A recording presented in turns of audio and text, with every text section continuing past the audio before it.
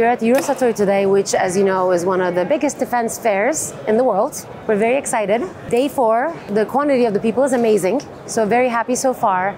We've had the chance to meet with a lot of our customers, our business partners from around the world, and we received a lot of ministerial delegations at our booth, which is always fun.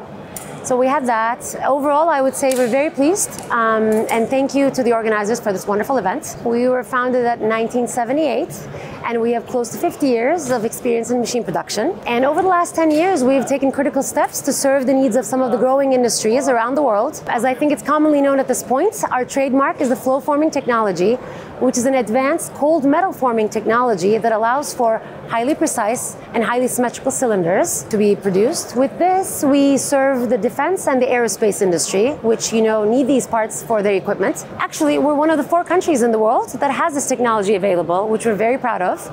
And we continue to serve not only our country, but the rest of the world with this. In addition to that, we have our line of grenade launchers, which is always a huge hit at every event with their precise mechanisms and their excellent quality. I would say, though, the biggest hit at this event has been our 155mm artillery shell production line capability.